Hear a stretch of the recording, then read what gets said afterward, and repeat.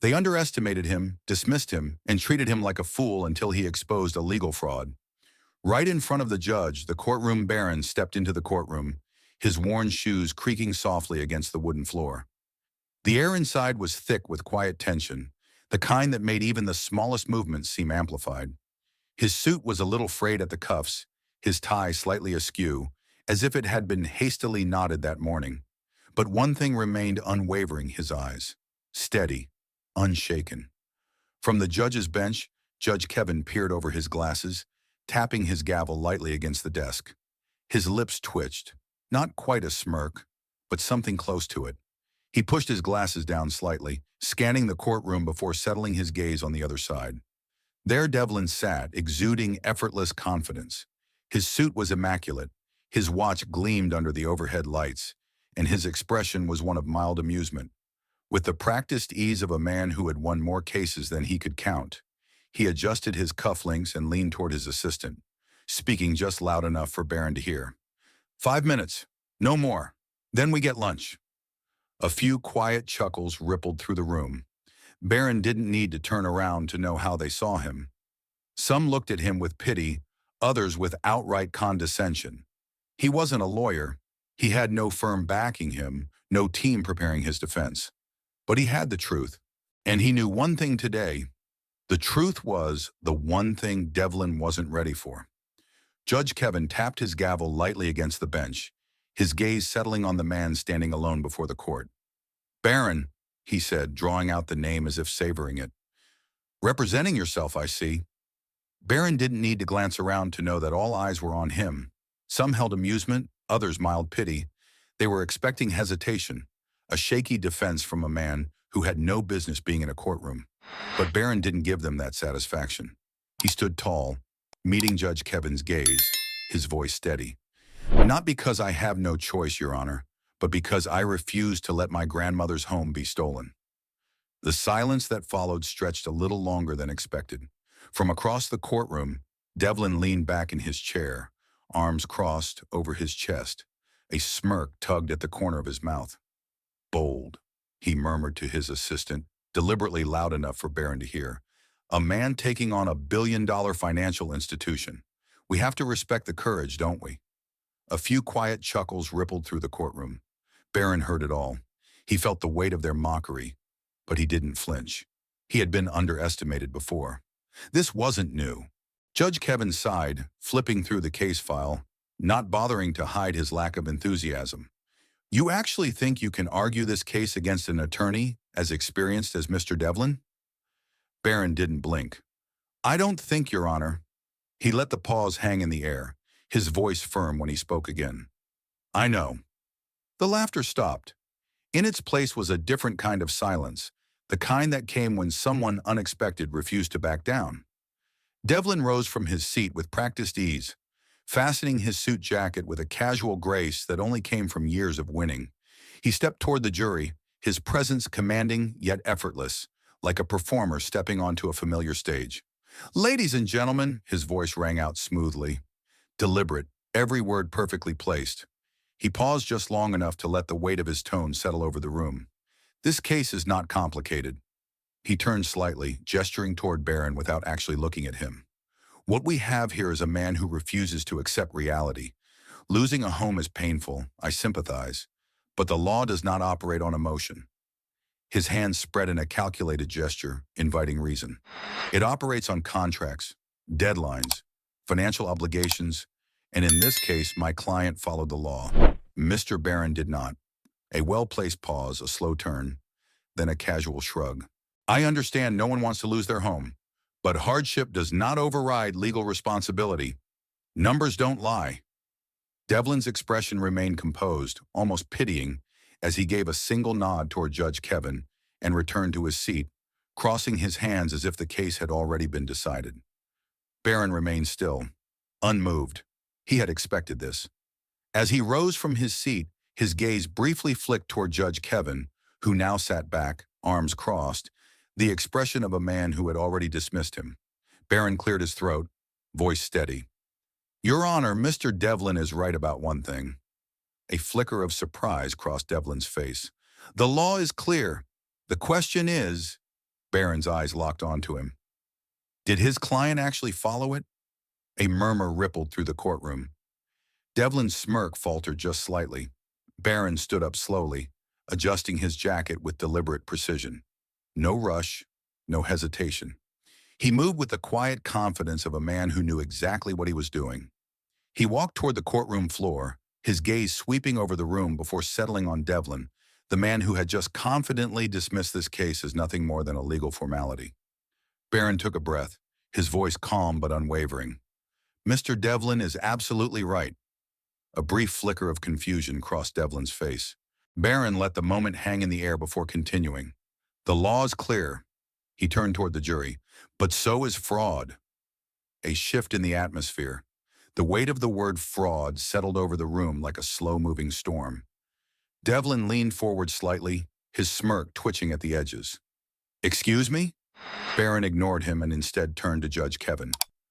Your Honor, I am not here to argue emotion. I am here because I have proof that this foreclosure was never legal to begin with. The murmurs in the courtroom grew louder. Even Judge Kevin, who had seemed only mildly interested before, now sat forward, his gaze sharpening. Proof? The judge repeated. Barron nodded. Yes, Your Honor, and I formally request the right to conduct further discovery because I have reason to believe that key documents in this case have been falsified. Devlin scoffed, shaking his head. This is ridiculous. A desperate attempt to stall. Barron finally turned to face him fully. Is it? He took a slow step forward, his voice steady. Or is it the one thing you weren't prepared for? No one was laughing anymore. The courtroom had shifted. Barron was no longer just some desperate man fighting a losing battle. For the first time, they were starting to believe he just might win. Devlin sat back, regaining his composure. The word fraud had sent a ripple through the room, but he wasn't about to let Barron control the narrative. With a slow exhale, he smirked. Interesting. So tell me, Mr. Barron, what exactly do you have to back up this accusation? Barron didn't answer right away. Instead, he retrieved a folder from his table, flipping through its pages with the patience of a man who knew he had something powerful. He stepped forward and placed 2 documents onto the judge's bench. Your Honor, this is my grandmother's original mortgage agreement. And this, he paused, placing a second document next to it, is the modification that was used to justify the foreclosure. Judge Kevin adjusted his glasses, glancing down at the documents. His eyes skimmed the pages until they reached the signatures. Barron took a step back, keeping his voice measured.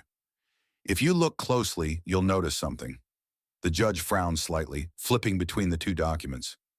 The signatures don't match. A murmur spread across the courtroom. Devlin's smirk faltered just a bit. Barron continued, his tone calm but firm. Handwriting changes over time, sure, but there's something else you should know. He turned to the jury, letting his words sink in before delivering the final blow. The second signature, the one used to authorize the foreclosure, was dated the exact day my grandmother suffered a stroke. The murmurs turned into hushed gasps. Even Judge Kevin's face shifted, his brows drawing together. Are you sure about this? The judge asked. Barron nodded. I have her medical records right here. On that day, my grandmother was in the hospital, unable to speak, unable to move, let alone sign a legal document. Devlin straightened in his chair, his expression unreadable. Barron took a step closer, his voice unwavering. So tell me, Mr. Devlin, who exactly signed that document? Silence. And for the first time, Devlin had no answer. The silence in the courtroom stretched, thick and heavy. Devlin sat rigid, his jaw clenched. The revelation about the forged signature had rattled him, but he wasn't ready to surrender just yet. He adjusted his tie, trying to regain control. This is nothing more than a misunderstanding, he said, voice carefully measured. Signatures change over time, and there could be a logical explanation. Barron was already shaking his head. No, Mr. Devlin, this isn't about a simple handwriting discrepancy. It goes deeper. Judge Kevin, now fully engaged, leaned forward. Explain. Barron turned back to his table, picking up another thick file. This time he moved slower, letting the weight of the moment settle in. He placed it gently in front of the judge. Your Honor, the forged signature isn't the only issue with this foreclosure. He tapped a page inside the file. This loan, the one that supposedly gave my grandmother's lender the right to seize her home, was transferred multiple times before landing in their hands. Judge Kevin flipped through the pages, frowning. That's not unusual. Barron nodded. No, it's not. But what is unusual is that, during the last transfer, something was missing. He paused, then looked directly at Devlin. There was no signature approving the transfer. A few gasps rippled through the courtroom. Judge Kevin's gaze snapped up. No signature? Barron met his eyes. None. Which means, legally, the final lender never actually owned this loan. And if they never owned it, he turned back to Devlin, his voice quiet but lethal. They never had the right to foreclose on my grandmother's home. Devlin stiffened. For the first time, he didn't have an immediate rebuttal. Judge Kevin flipped through the documents, his fingers drumming against the bench. Then slowly, he exhaled. Mr. Devlin, can your client provide the original transfer documents with the necessary signatures? Devlin's throat bobbed. He hesitated. We would need time to retrieve them. Barron let a small, knowing smile cross his face. Take all the time you need. I'm not going anywhere. And for the first time, Devlin realized he was losing control. Devlin sat stiffly, his fingers pressed together in forced composure. The case was slipping away from him, but he wasn't ready to concede. Barron, however, wasn't finished. He turned to the judge. Your Honor, I'd like to call a witness. The courtroom buzzed with murmurs. Judge Kevin raised an eyebrow. A witness? Barron nodded. Yes, someone who can verify whether or not my grandmother actually signed that foreclosure document. The heavy wooden doors at the back of the courtroom creaked open. A middle-aged man stepped inside, adjusting his shirt collar as he made his way to the witness stand. He looked nervous but determined. Barron gestured toward him. This is Jack. He was the notary public who certified the second mortgage modification. Devlin shot to his feet. Objection! This witness was not disclosed prior to trial. This is a violation of procedure. Barron remained unfazed. That's because I only just found him yesterday. And what he has to say, he let the moment hang. Changes everything. Judge Kevin studied Barron for a long moment, then nodded. Proceed. Jack took a shaky breath and placed his hand on the legal book before him. I swear to tell the truth, the whole truth, and nothing but the truth. Barron stepped closer, his tone calm but firm. Jack, do you remember notarizing my grandmother's second mortgage agreement? Jack swallowed hard, glancing briefly at Devlin before nodding. Yes, I do. Barron's eyes locked onto him. Were you present when she signed it? A thick silence fell over the room. Jack's lips parted slightly, as if struggling with his words. Finally, he exhaled. No. A ripple of gas spread through the courtroom. Judge Kevin leaned forward. Excuse me? Jack looked down, his fingers clenching together. I didn't witness her signing it. A bank representative handed me the document and told me the signature was already there.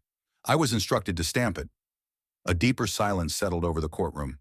Barron tilted his head slightly, his voice unwavering. So legally that signature is invalid. Devlin's face paled. He stood up abruptly. Objection! This is... Judge Kevin raised a hand, cutting him off. Overruled. And just like that, the case had shifted. The foundation of Devlin's entire argument had just crumbled beneath him. Devlin sat motionless. The weight of Jack's testimony hung in the air, suffocating.